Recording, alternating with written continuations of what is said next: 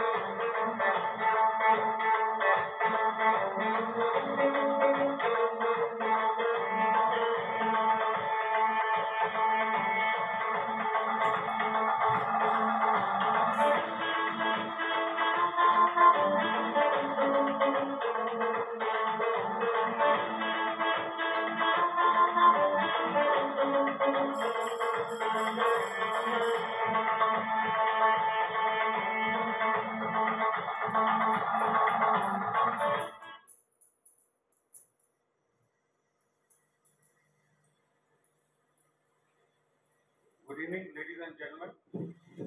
Jai Hind.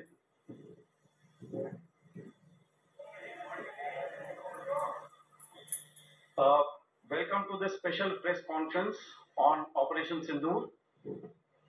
We will begin with opening statements by the three senior officers to my right here, who have been directly overseeing operations during Operation Sindoor. We have Lieutenant General Rajiv Ghai, Director General Military Operations, who will cover the aspects related to land domain. Air Marshal A.K. Bharti, to his right, Director General Air Operations, will provide insights on the air domain. And to my right is Vice Admiral A.N. Pramod, Director General Naval Operations, who will cover aspects on maritime domain. Following their briefing, we will move on to the question answer session. I now request the DGMO to commence the opening brief. Thank you, Sandeep. A very good evening to all of you, ladies and gentlemen. You are all by now familiar with the brutality and the dastardly manner in which 26 innocent lives were prematurely terminated at Pahalgam on the 22nd of April. When you combine those horrific scenes and the pain of the families that the nation witnessed with numerous other recent terrorist strikes on our armed forces and defenseless civilians, we knew that the time had arrived to make yet another compelling statement of our resolve as a nation.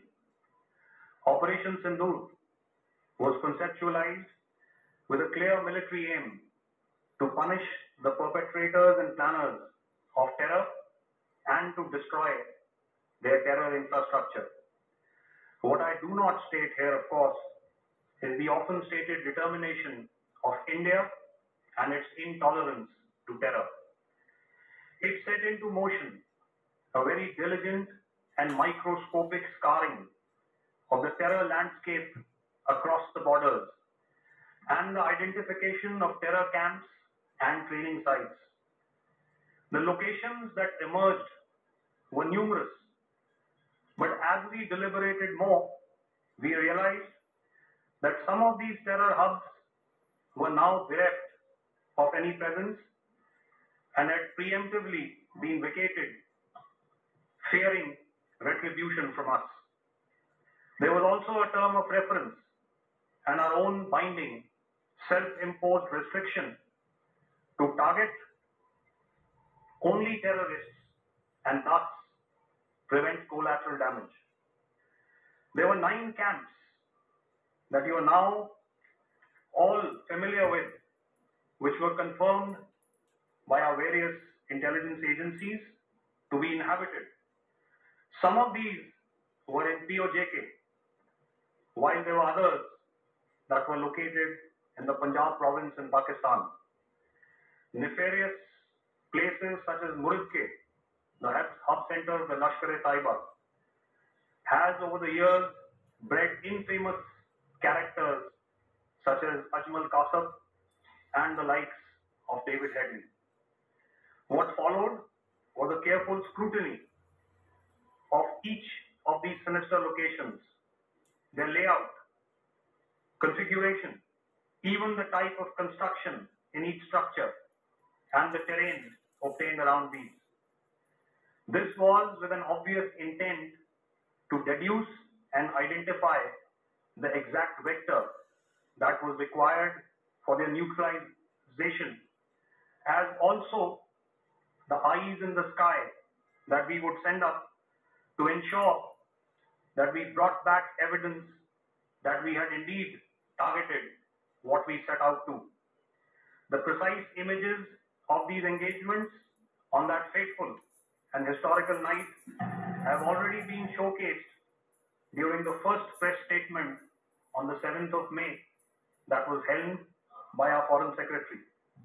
I have no doubt in my mind that we achieved total surprise, and those strikes across those 9 terror hubs left more than 100 terrorists killed, including high-value targets such as Yusuf Azhar, Abdul Malik Rauf, and Mudassir Ahmed that were involved in the hijack of IC-814 and the Pulwama blast.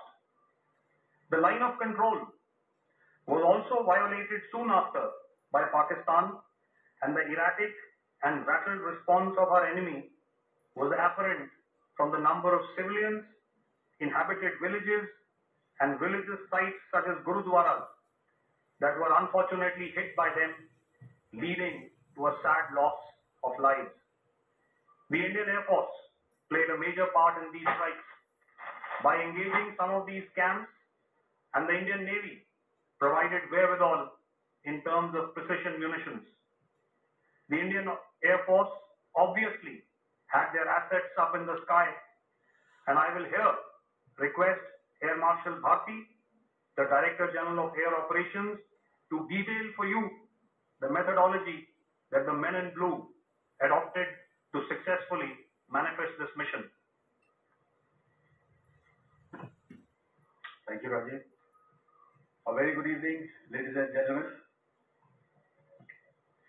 It indeed is a difficult time that we have to come here like this and brief you. We could have done without this,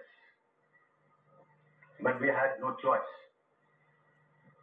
As the DGMO has detailed, the event was precipitated by the dastardly act at Pahalgam.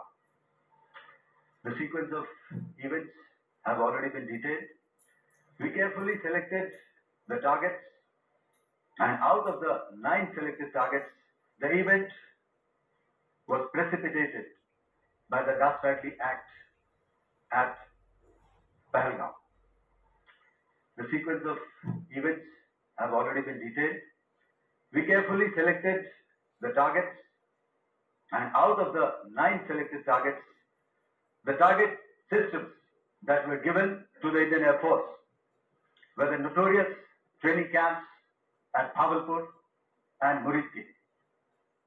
These being further from the international boundary.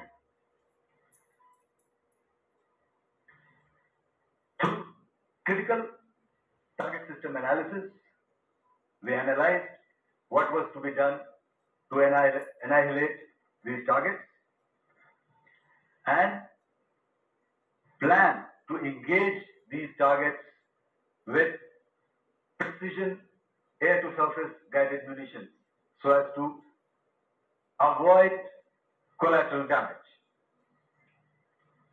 The modalities of planning process I will not go through at this instant. However, what I would like to show you is the results that we achieved through our targeted airstrikes. Could I have the second slide, please?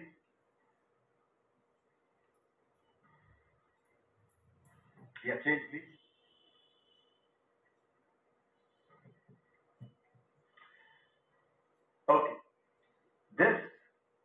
what the terror infra at Muridke looks like. If you see, north is as indicated, and to the right is east, where the international boundary line. Could we have the next slide, please?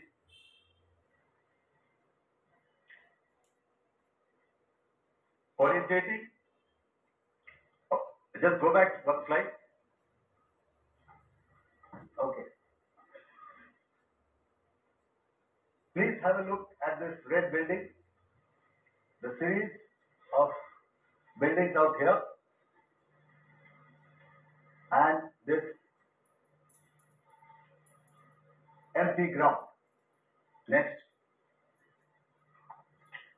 If you relate, the empty ground is here, and you see this is the first weapon that is impacting. This is the impact point number 1 on Muridke training camp with our precision guided weapon on early morning 7.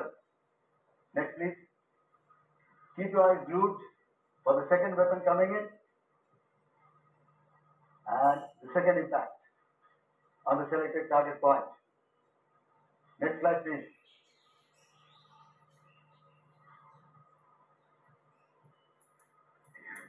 Third weapon, third impact. Continue. And fourth weapon, fourth impact.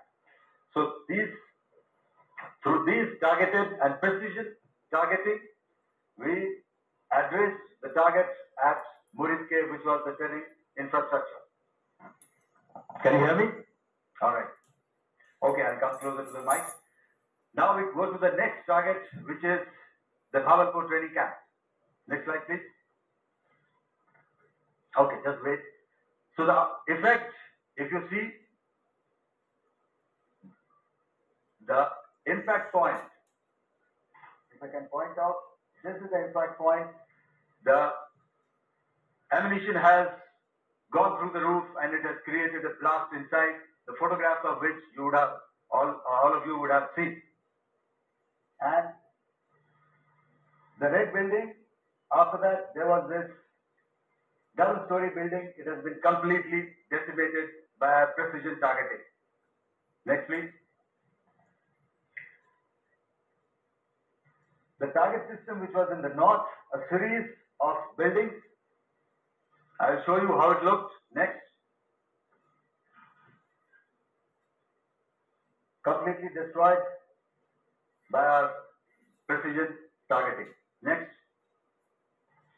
Now coming to Bhawanpur, this is the target complex that we are dealing with, a fairly large target complex. So we have to carefully choose the points that we needed to address, which were high value and which would meet our stated objectives of eliminating the terrorists.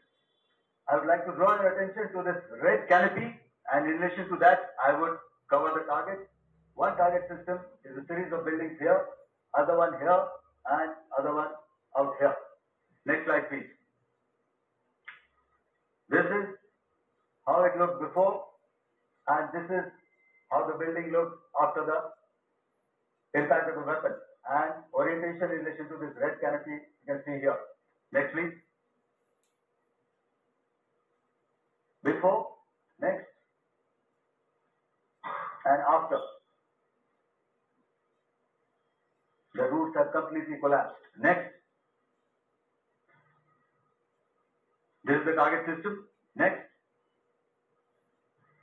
Precision targeting, and we've achieved our objectives here. Next. Alright, so that was what we did on the 7th. Our objective was to address these two terrorist camps, and that we did with precision.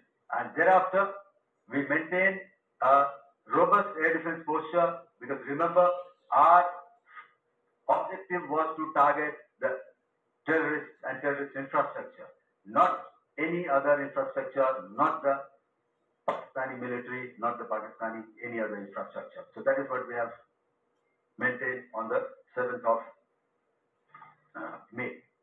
However, what we saw In the evening of 7th of May, we were saturated with the raid of Pakistani unmanned aerial vehicles and small drones. And these came in waves in our civilian areas, over our military installations, and all of them were successfully intercepted. Few of them did manage to land. However, there was not much damage that they did. And we have our robust counter-US hard kill and soft kill systems which did the job.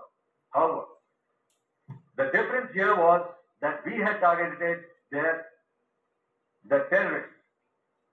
The adversary now has targeted our civilians and the military infrastructure. So it had to be responded to.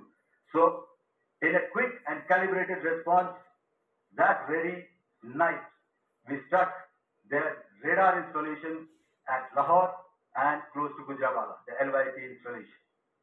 Just to indicate to him that we are ready, yet we do not want to escalate. Our fight was with the terrorists and not with the Pakistani military establishment. Thank you.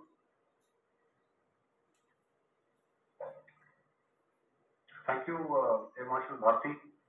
So, ladies and gentlemen, he's outlined operations not only on the night of 6th and 7th of May, when Operation Sindoor commenced, but also on the subsequent night. Being well aware and familiar with the congenital and impulsive nature of our adversary, and even though we did attempt to reach out and communicate our compulsions to strike at the heart of terror to my counterpart in the immediate wake of Operation Sindoor, the request was brusquely turned down, with an intimation that a severe response was inevitable and in the offing. We were, of course, prepared. Operations on the 7th and the 8th, Air Marshal Bharti spoken about. On the night of 8th and 9th of May, they flew drones and aircraft into our airspace all across the borders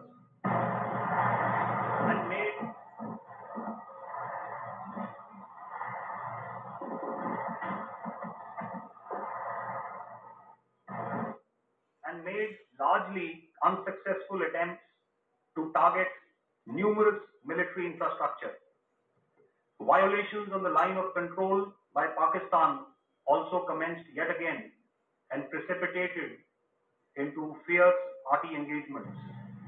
The air operations on the night of 8th and 9th of May, I'll yet again request the DG Air Operations to cover.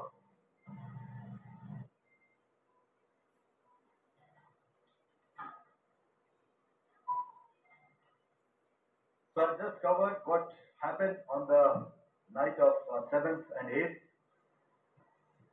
What we found that on the night of 8th and 9th, starting as early as 22:30 hours, our cities had a mass raid of drones, unmanned aerial vehicles, UCAVs, starting right from Srinagar, going down right up to Nalia. It was a mass raid in waves and it was relentless. However, we were prepared and our air defense preparedness ensured that there is no damage on ground or to any of the intended targets that the enemy might have planned for. The difference between 7th night and 8th night was that on 7th night, he sent in his Jihad class of UAVs. However, these UAVs can go some distance, they are armed. However, on the 8th, less numbers of armed UCAVs were there or UAVs were there, and more numbers of quadcopters, maybe for surveillance or just for harassment of civilians. This continued till midnight. Our air defense preparedness ensured that there was no damage on the ground, either to the military installations or to the civilians. However, the enemy had yet again shown that he wanted to up the ante and he wanted a fight, and we were up to the task. In a measured and calibrated response, we once again targeted his military installations, which included his SAM sites at Malirkant. This also included his surveillance radar sites at Lahore and close to Gujranwala.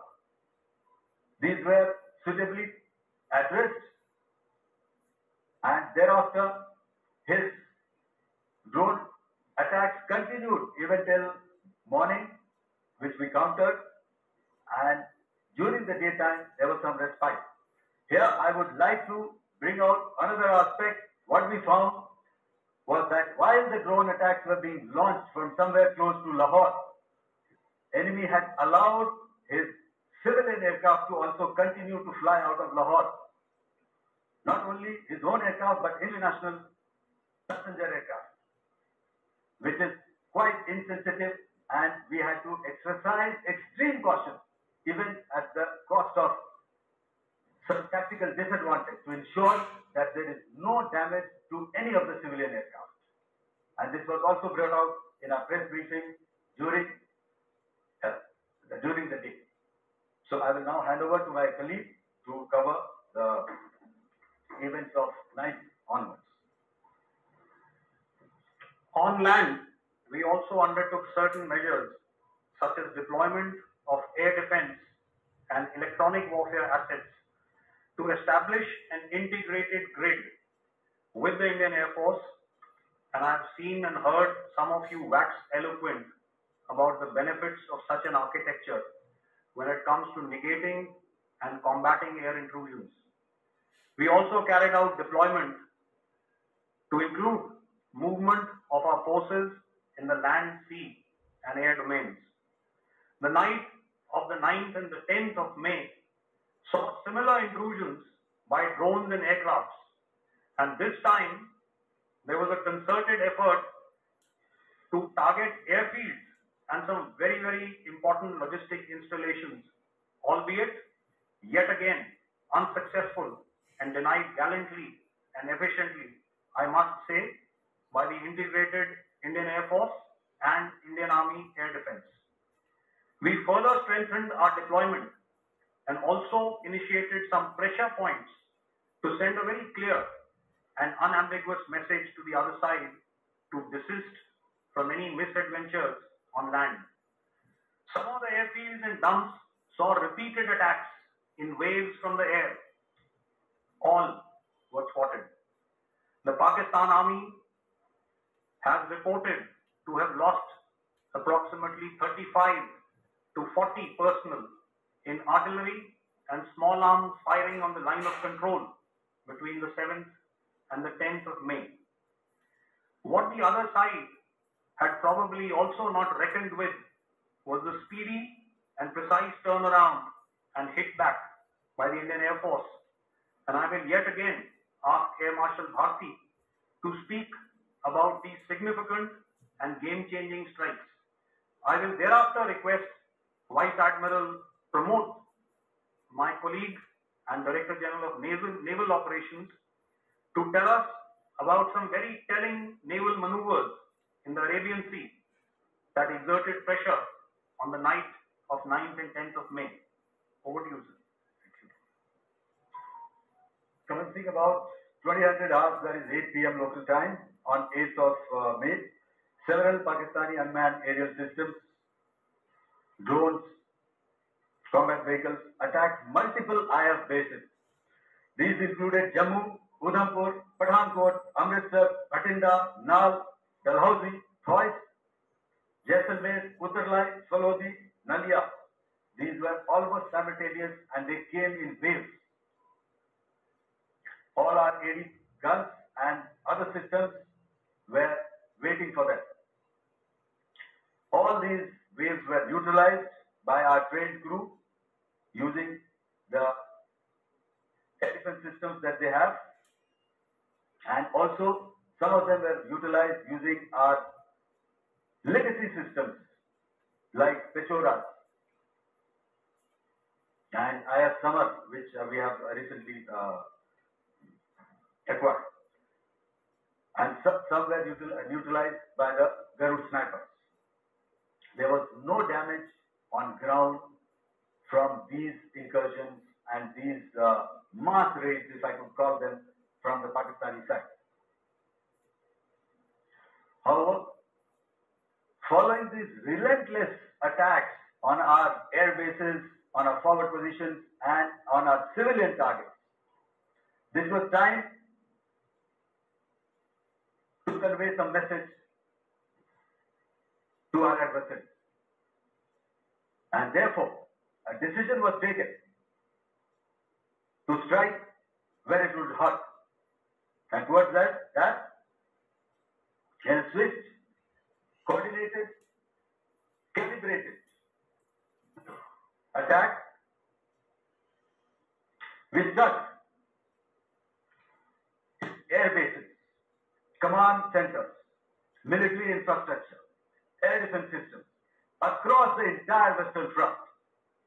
The bases we struck include Chaklala, Rafiki, and mind you, Chaklala is Islamabad.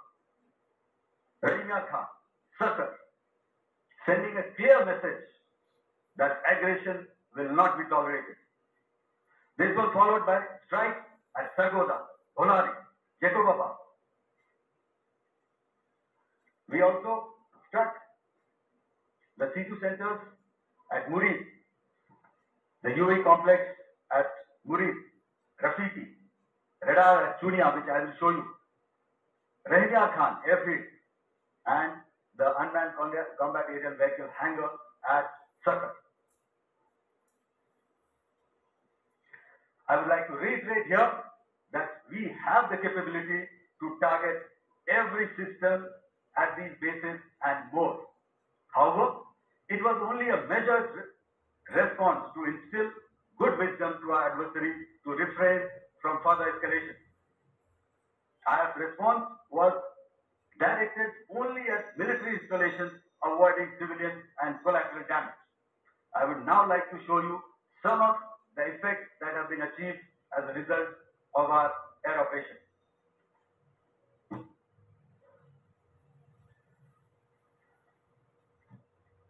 Here is the Pasrood air defense system. If you could see, zoomed up view.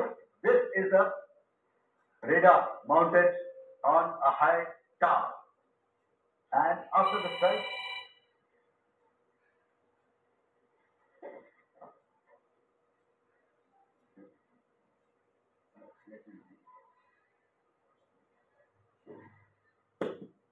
thank you. Can you hear me? Yeah, thank you. And after the strike, this is what has happened. This radar has been taken out, completely burnt. Next slide, please. Chunia air defense radar, which was taken out on 7th and 8th. This is the radar site. A blown up photograph, once again, on a tower, not very clear, but what you see very clearly is the after effect after we have struck. The radar head has been completely decapitated. Next slide, please. Arifwala air defense radar. Is it complex? You see how it looked before? Blown up image and after really blown up. Now coming to Sargodha airfield. Remember, this is one of their important airfields wherein they have a lot of assets, F-16s, other assets which they keep getting, training institutes. And we have struck this airfield.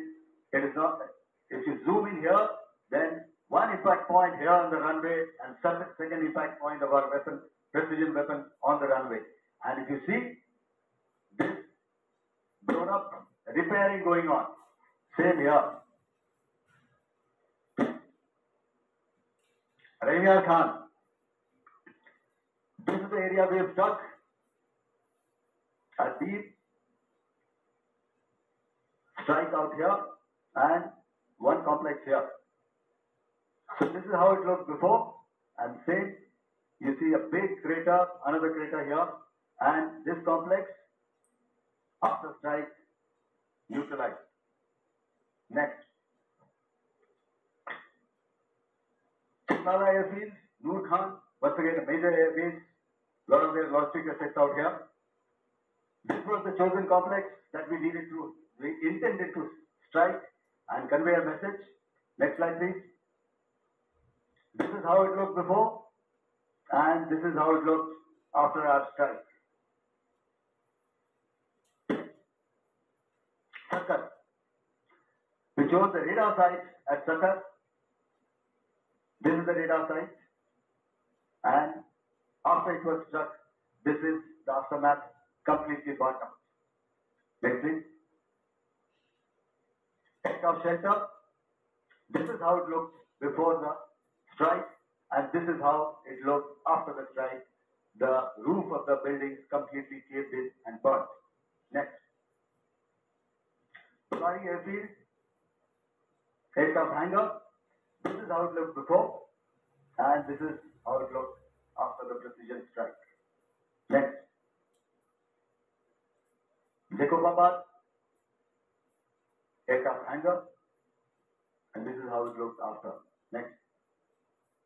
So what I'm trying to convey here, ladies and gentlemen, is to start with, our fight was neither with the Pakistani military nor with anybody else who's there on the other side.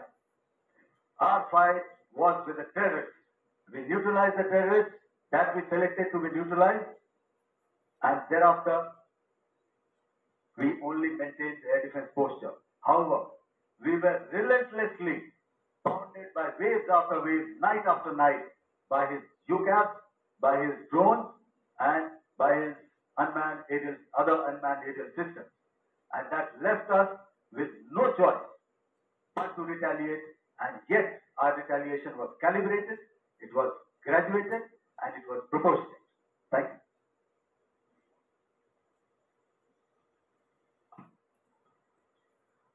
Good evening, ladies and gentlemen.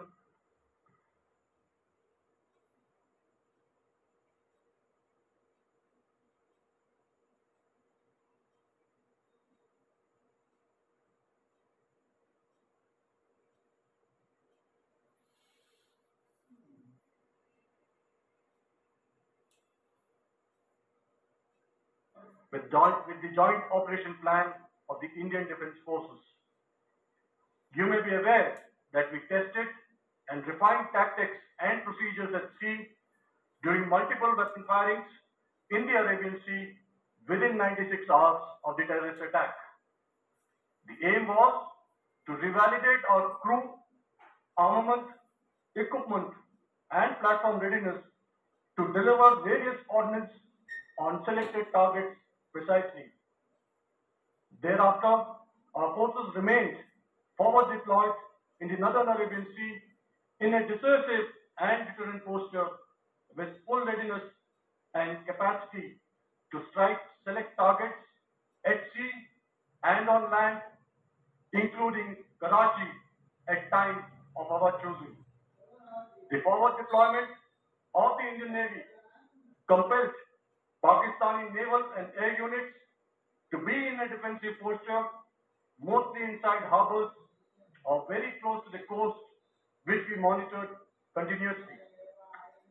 The Indian Navy maintained seamless maritime domain awareness throughout the duration and was entirely aware of the location and movement of Pakistani units.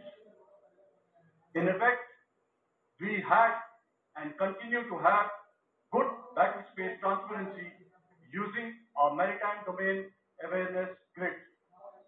As you are aware, our response has been measured, proportionate, non-escalatory, and responsible from day one. Accordingly, the calibrated approach considered all options, including the ability of the Indian Navy for offensive action from and at sea.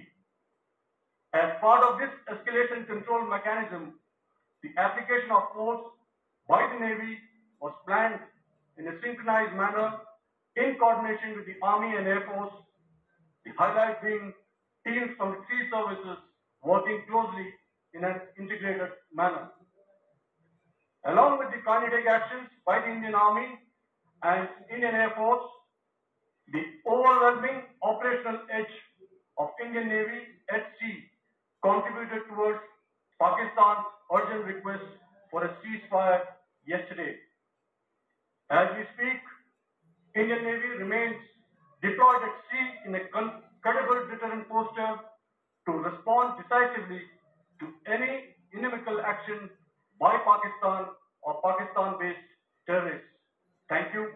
Samno Varna, Jai Hind. Now I'll hand over to Director General Military Operations for further proceedings.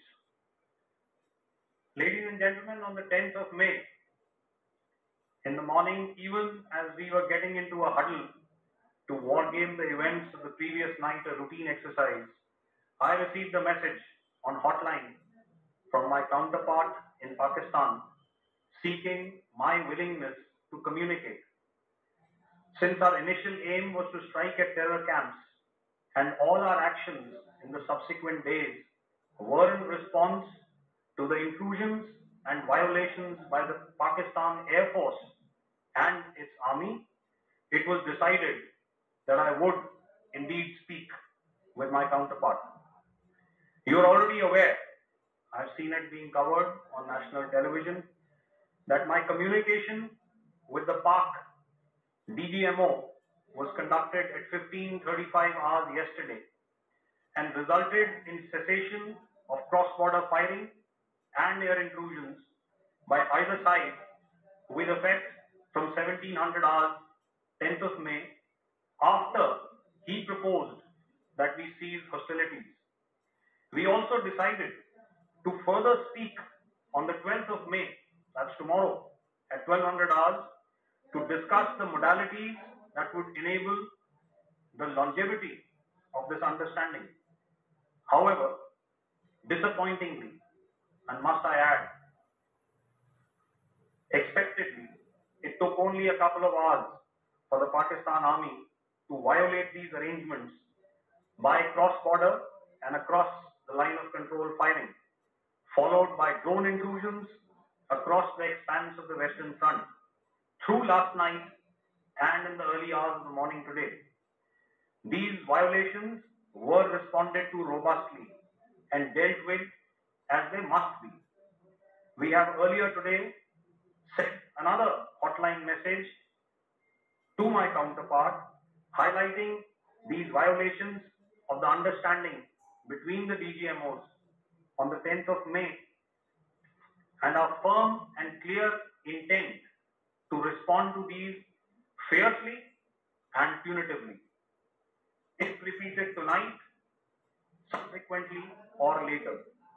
In this regard, I must inform all of you that the Chief of Army Staff has earlier today conducted a security review and has granted full authority to our Army commanders for counter actions in the kinetic domain in case of any violation by Pakistan. In the end, I pay my solemn homage to my 5 fallen colleagues and brothers from the armed forces and civilians who have tragically lost their lives in Operation Sindoor. Our hearts go out to the bereaved families and we express our solidarity to them in this lifetime and beyond, at this grave juncture in their lives. Their sacrifices shall always be remembered and spoken of in glowing terms by a grateful nation. We have thus far, ladies and gentlemen, exercised, and my colleague Pramod highlighted this, immense restraint, and our actions have been focused, measured, and non-escalatory. However, any threat to the sovereignty, territorial integrity, and safety of our citizens will be met with decisive force. Jai Hind. Okay, ladies and gentlemen, we are now open for questions. All right, now since I would not know all of you, I would expect you to please raise the placard or your hand, and once I indicate, I expect you to please give out your name and the media group that you belong to. Keep your questions short so that we can take as many questions as possible. Also, ladies and gentlemen, kindly bear in mind that confidential aspects may not be answered by the three DGMOs. Right. I've got a lot of hands there. Let me start from the left. Left foot always in front when we start marching. So here we have to the left, okay. Yeah, 238.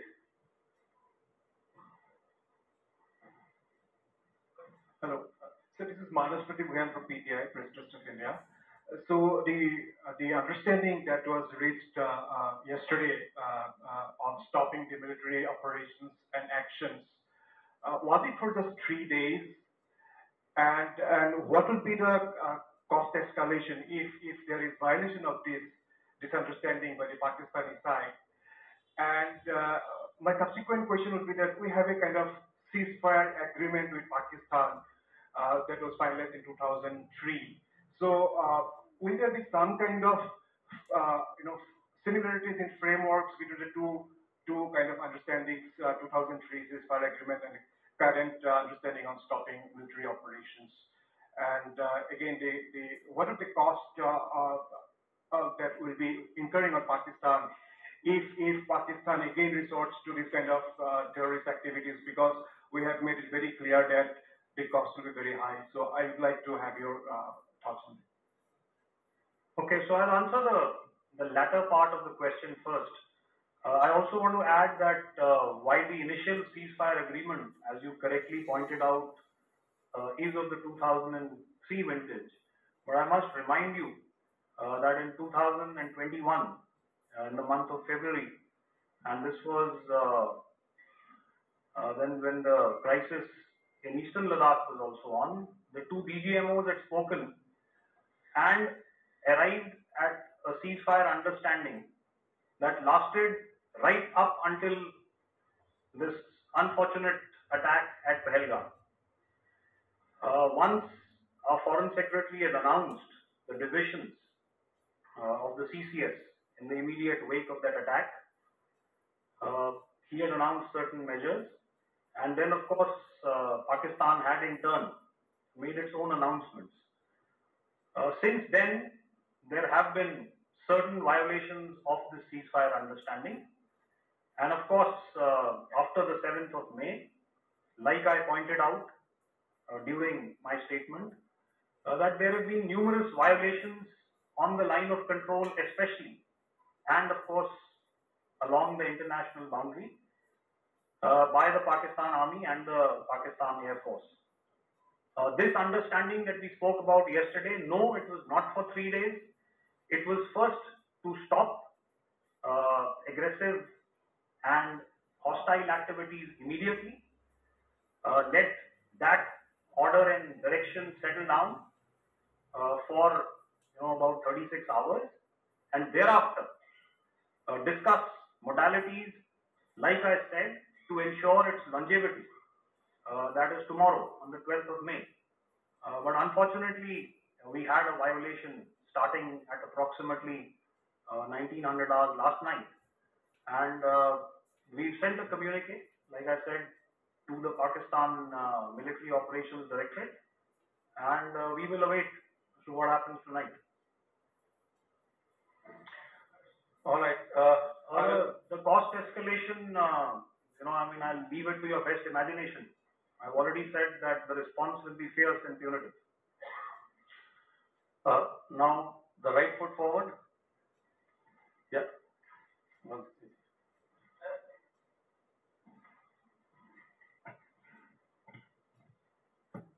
Sir, I'm Ajit Dubey from ANI, sir. Sir, my question is that you talked about the loss of lives to the Pakistan army, that was around 35 to 40 kills secured by the Indian army. Sir, can you tell us what would be the total loss of life to the Pakistan army in both army and air force attacks, sir? And how good was the performance of the BrahMos, Scalp, and the S-400 during the operations? And sir, since we have sir, just one No line, multiple sir. questions. Sir, and since sir, we have achieved such a spectacular, we have made good achievements in this entire operation. Can we say that we have emerged victorious, or we have a big upper hand over the Pakistanis in this entire conflict? Thank you very much, sir. So I'll answer the question about the loss of lives on the other side. Of course, there are various means to ascertain that number. There is information from various agencies that come in. There are, of course, on the line of control, other ways to find out as to what has been the effect of what you are doing there in ceasefire violations. So therefore, I mentioned 35 to 40 on the line of control, and please remember that once Operation Sindoor was launched, the responses of the Pakistan Army were also on Indian Army or the Indian Armed Forces infrastructure. Let me put it that way. So that's why I did not cover casualties of the Pakistan Army, at least in the initial phases of battle, because those were not our targets.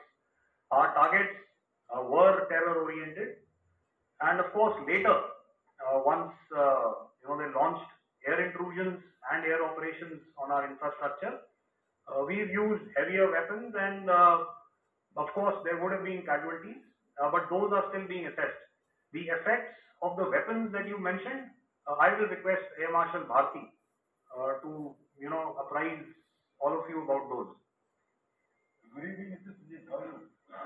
Ajit, okay, we're meeting after some time. I never mentioned about any of the weapons that we used. Check. Okay. What I was saying, that I never mentioned of any of the weapons, the caliber that we used.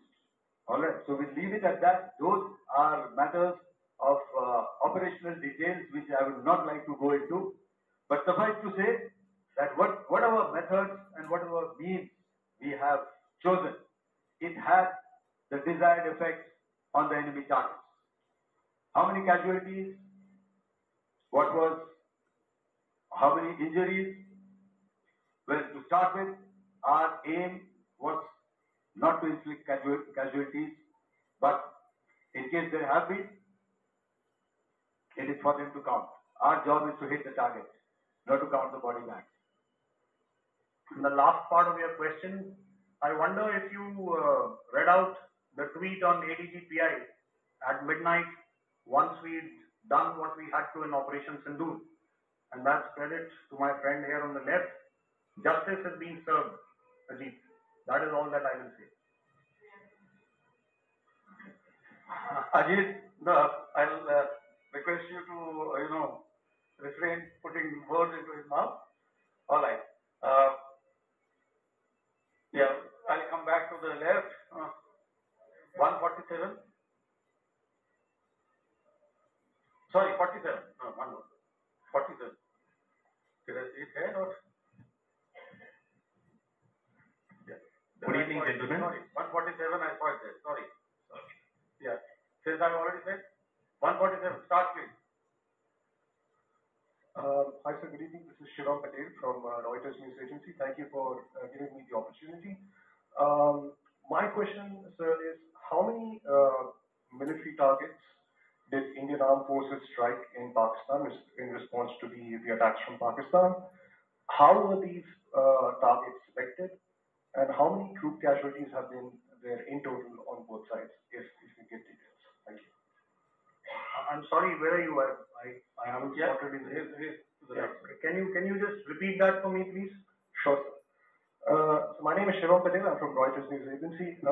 My question is, how many military targets in total did the Indian Armed Forces strike in Pakistan in response to the attack from Pakistan? How were these targets selected, and how many troop casualties have been there on both sides? If you can. So you're speaking of the targets that I mentioned in the wake of the attack at Pahalgam, right? Yeah, I think it's amply clear to everybody here that the Pakistan army has not crossed the international boundary, neither in the plain sector nor on the line of control. So the intrusions have been in the air. There have been certain attempts on the line of control when ceasefire violations have been on to try and infiltrate and carry out and perpetrate activities that we are all very well familiar with. Whether these are by terrorists or by the Pakistan army or its special forces and commandos is difficult to say, but each of these have been effectively thwarted. So therefore, as far as engagements of military targets on the other side is concerned, I thought Air Marshal Bharti covered those very well and in detail, and he also mentioned as to how they went about targeting those. I think those images were very clear and very, very graphic in telling us as to what we needed to hit. And you'll remember right at the outset I said that we even went into what was the construction in each of these locations and therefore decided on the vector that had to be utilized. Please. Okay, if I could add to what the DGMO has said. I have already detailed the targets. Now, whether it is X numbers or Y numbers that is immaterial. And what damage have we inflicted? You have seen. What are the casualties on the other side? As I said, that is for them to count. As far as we are concerned, from the air defense side, if they had a choice, they would have definitely come in. They are fighters, the more numbers of UCAS. It is not that they did not intend to come in. It is only that our robust AD posture prevented them from coming in. So that must be known, and that must be realized by all the audience here. Yeah, I come to the left now, 24.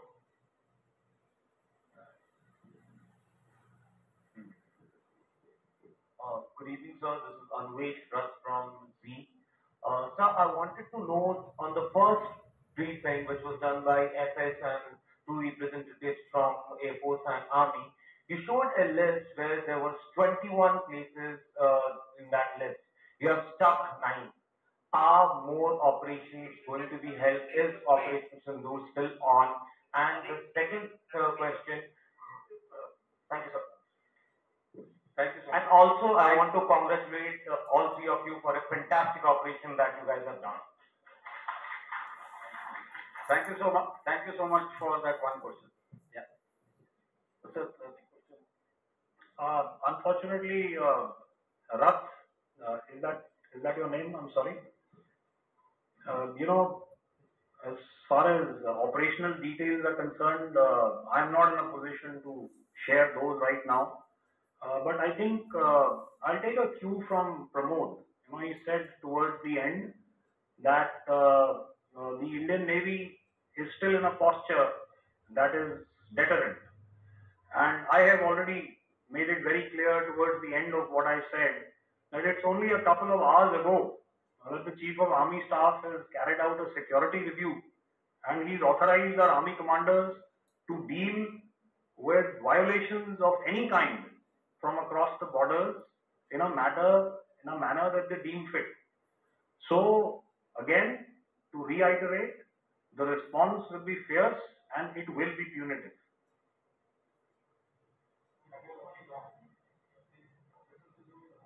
Yes.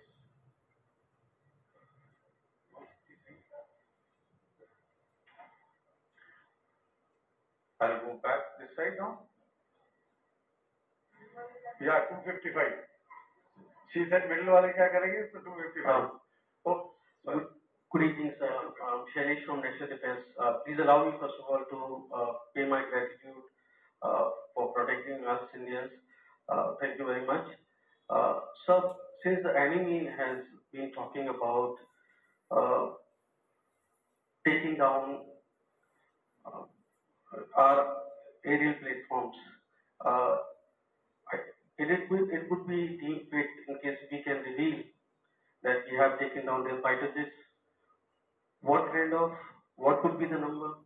Though you said that there may be not good to reveal the platforms, but since this has come from various quarters in Pakistan, so I believe that we need to answer in case if you can, sir, if you may allow. The question is for me? Yes, sir. Okay, and if I get it right, you want to know how many of their planes we have down? Yes, sir. Yes, sir. All right.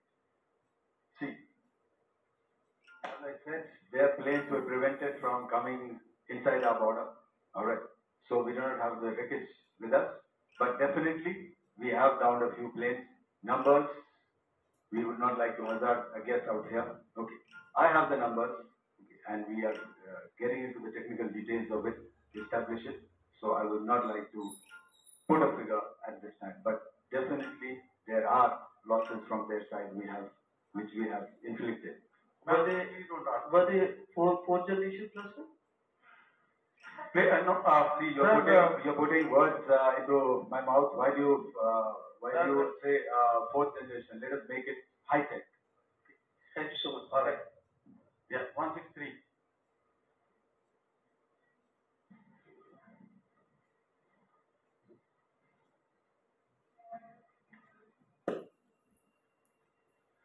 सो मैं मंजीत नेगी हूँ आज तक से। मेरा सवाल ये कि इस पूरे ऑपरेशन में जो आतंकी ठिकानों को निशाना बनाया गया, क्या नंबर्स कुछ बता सकते हैं कितने आतंकी मारे गए? कुछ नाम मीडिया में आए भी हैं जो बड़े उसके मास्टरमाइंड थे। और एक सवाल जो आज एयरफोर्स ने भी ट्वीट किया कि ऑपरेशन सिंदूर अभी जारी है और सरकार की तरफ से भी कहा गया, और पिछली बार जब विदेश मंत्रालय की प्रेस कॉन्फ्रेंस पहली हुई थी उसमें वो लिस्ट दिखाई गई थी कि 21 टेरर कैंप आइडेंटिफाई किए गए। तो क्या जो बाकी बचे हुए टेरर कैंप है उन पर भी कार्रवाई होगी? और एक नंबर आप जरा बता पाएंगे कितने टेररिस्ट मारे गए? Manjeet ji, 3 questions. The third one has just been asked here before. So 21 the thing. So I'll request the first to be answered so that we have more number of people who can ask. Manjeet, जब मैंने statement दिया तो मैंने शुरू में ही कहा कि जैसे ही ऑपरेशन सिंदूर कंसेप्चुअलाइज हुआ तो हमारा जो पीछे की कार्रवाई होती है स्पेड वर्क और टारगेट्स को आइडेंटिफाई और एनालाइज करने की कार्रवाई शुरू हो गई थी। मैंने जब स्टेटमेंट दिया तो मैंने बताया कि बहुत सारे थे, हमने 21 दिखाए होंगे और भी हैं, लेकिन वो लिस्ट फिल्टर करते करते 21 तक पहुंची। अब क्या आगे एंगेज किए जाएंगे? अगर जरूरत पड़ेगी तो जरूर एंगेज किए जाएंगे, लेकिन मैंने बताया कि इस समय जो इंट एजेंसीज ने हमें बताया कि फलाने कैंप में प्रेजेंस है, हमने उनको एंगेज किया। कुछ नाम मैंने लिए, कुछ नाम अभी पुख्ता किए जा रहे हैं। मैंने आपको बताया कि जो इंट एजेंसीज ने अभी तक असेसमेंट किया है उसमें उन्होंने कहा है कि तकरीबन 100 से ज्यादा मारे गए।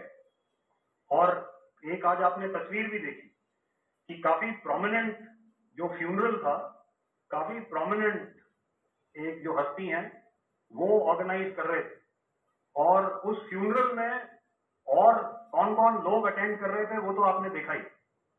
तो आप लोग सब समझदार हैं और मुझे ये कहने की जरूरत नहीं है कि इन लोगों को कहां से सपोर्ट मिल रहा है। अगर नहीं मिल रहा होता तो ऑपरेशन सिंदूर नहीं होता, तो उसी की वजह से है ये ऑपरेशन। तो मेरे ख्याल से मैंने आपके सारे सवालों का जवाब दे दिया। Ma'am. Sir, next is from 17. Sir, मेरा नाम अंजू निर्वाण है, TV9 भारतवर्ष से। सर, मेरा सवाल ये है कि ऑपरेशन सिंदूर में हमारी जो इंडियन नेवी है उसके बारे में सर थोड़ा सा बताएं कि किस तरह की उसकी भूमिका रही, क्योंकि हमने इस दौरान सर देखा कि बहुत सारी स्पेकुलेशन भी रही और ये बोला गया कि कराची तक हमारी नेवी ने ऑपरेशन किया है। तो सर इस पे थोड़ी सी क्लैरिटी चाहिए। और सर हमने कौन कौन से फाइटर एयरक्राफ्ट डाउन किए हैं, अगर उसका भी थोड़ा सा क्लैरिटी मिल जाए तो अच्छा रहेगा। तो मैं आपका पहले सवाल का जवाब दूंगा. I will make few sentences and leave it for your imagination. First of all, as I mentioned, we have quantitative and qualitative edge to deliver a massive blow to our adversary, and we completely dominate in the maritime front. Indian Navy's action is part of the escalation ladder mechanism which we have worked out amongst three services. This time, if Pakistan dare take any action, and Pakistan knows it, what we are going to do. That's all. Okay, आपके सवाल का जवाब मैं पहले दे चुका हूं. आपके सवाल का जवाब मैं पहले दे चुका हूं, इसलिए मैं बस उस तक ही सीमित रखूंगा और इतना कहना चाहूंगा कि आने वाले दिनों में आपको खुद ही पता चल जाएगा और ऐसी बातें छुपी नहीं रहती हैं, तो पता चल जाएगा. So at this time we'll just let it be. Okay, ladies and gentlemen, we have one or two more questions, sir. So, please, they are going to be outside. You can speak to them there also. 104.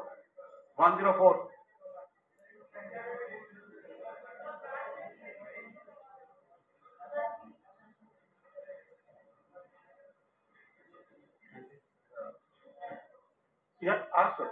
So, Dinakar with the Hindu newspaper. Are you surprised that you got this question? No, sir. Okay.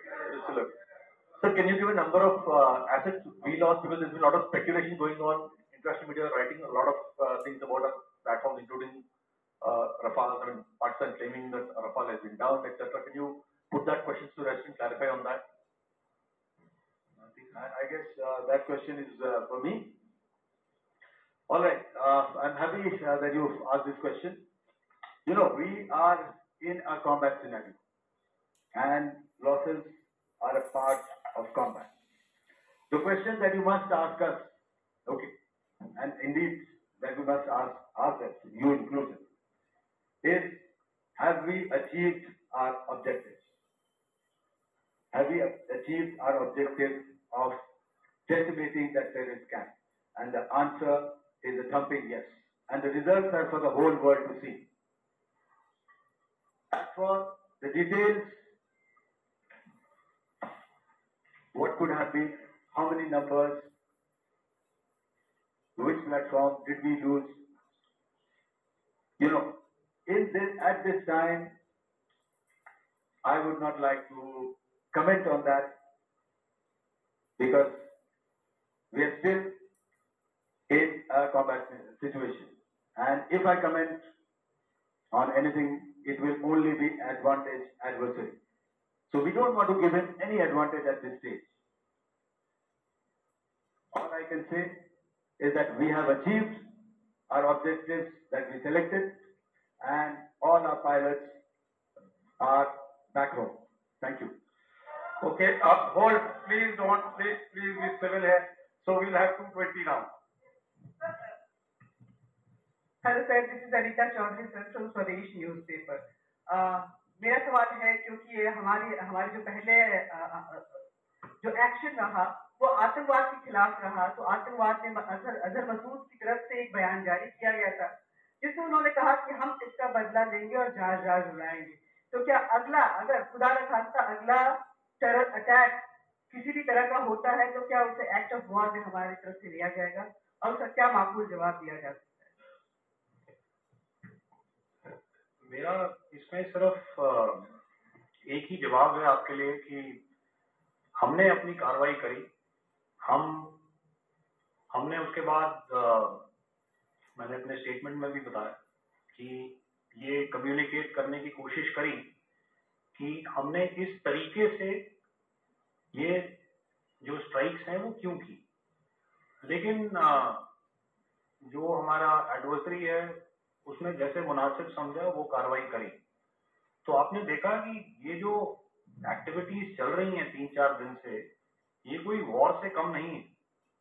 Normal circumstances में एक दूसरे देश की air forces हवा में नहीं उड़ती और एक दूसरे के ऊपर स्ट्राइक्स नहीं करती, हर रात इंट्रूजन नहीं होते, लाइन ऑफ कंट्रोल पर सीज फायर वायोलेशंस, आपके एक साथी ने सवाल पूछा था शुरू में, एक सीज फायर अंडरस्टैंडिंग था, वो भी जा चुका है। उस सीज फायर अंडरस्टैंडिंग के जाते जो फायरिंग हो रही है लाइन ऑफ कंट्रोल में, उसमें घुसपैठ की कोशिश हो रही है। आमतौर पर ये घुसपैठ लाइन ऑफ कंट्रोल में टेररिस्ट करते हैं, लेकिन हमें इंफॉर्मेशन है कि हो सकता है ये पाकिस्तान आर्मी की टोलियां भी हों जो हमारे पोस्ट के ऊपर खामी पहुंचाने की कोशिश कर रही हैं। तो ये सारी एक्टिविटीज तो वॉर में शामिल हैं। तो ये कहना मुश्किल है कि आगे क्या हो, वो स्पेक्यूलेटिव जोन में आ जाता है और मैं स्पेक्यूलेट नहीं करना चाहता। हर एक सिचुएशन अलग होती है और उससे एक तरीके से डील किया जाता है। सर मैं एक सवाल इसका मैं जवाब देना चाहता हूँ, एक मिनट। सो जो मिलिट्री होता है, our main job is to prevent war and maintain peace and stability. So it is not that our response is a graded response. That means अगर किसी ने किया तो उसको graded उसमें किया, जैसे terrorist action हुआ तो what we did is a terrorist action and then we destroyed all the terrorist camps. उसके बाद आपने देखा कि उनने थोड़ा सा कोशिश किया तो हमारे एयरफोर्स और आर्मी ने क्या किया, तो मिलिट्री टारगेट्स है उनको उनके ऊपर हुआ। So our aim is to maintain peace and tell our adversary that you do this and the response will be bloody. Okay, now as per, please, we'll have 166 and 25 and after that no more please. Sir, this side. Ladies and gentlemen, please maintain, I request you to please be quiet. Just right? No, this side, sir. We have only 2 questions left, 166. Yeah, please start. Rahul Singh from Hindustan Times.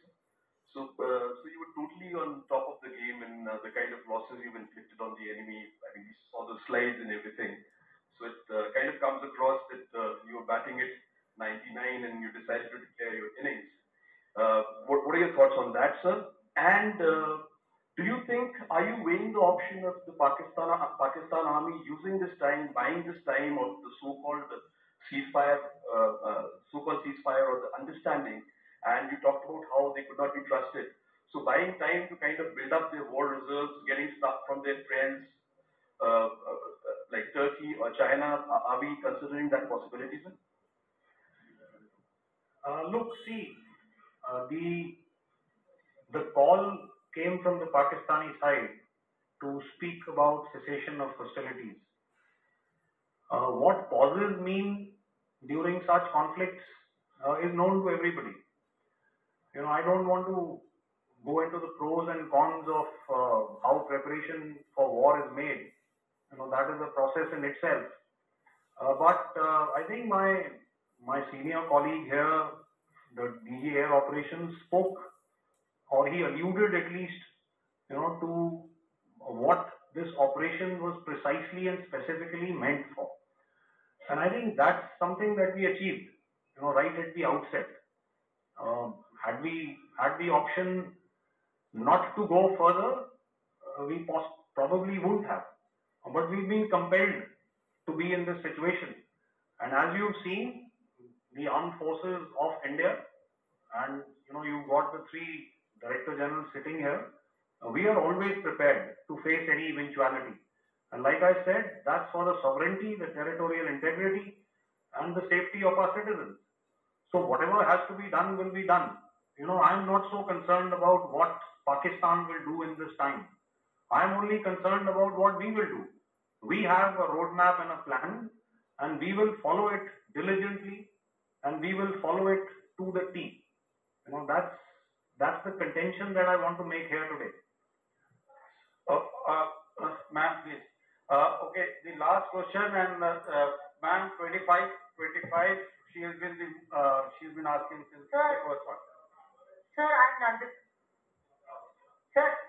She's not asking. Sir, I'm Nandita Dagar, DGAR from DD News and DD India.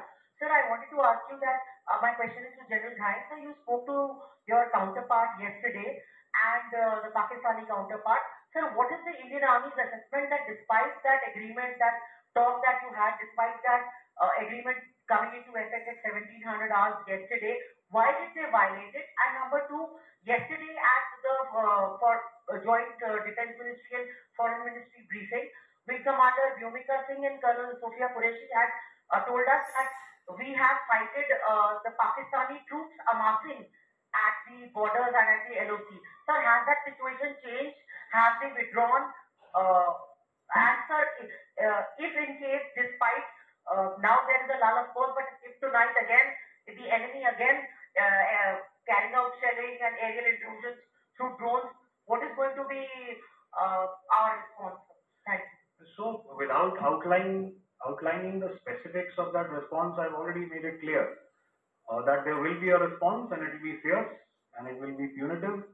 Why the Pakistan Army chose the option of violating the understanding that was arrived at earlier yesterday, I think that's a question that we best answered by the Pakistan DGMO.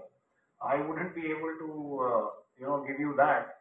But, in situations such as these, and if you go back into any conflict, sometimes these understandings take time, to fructify and manifest on ground.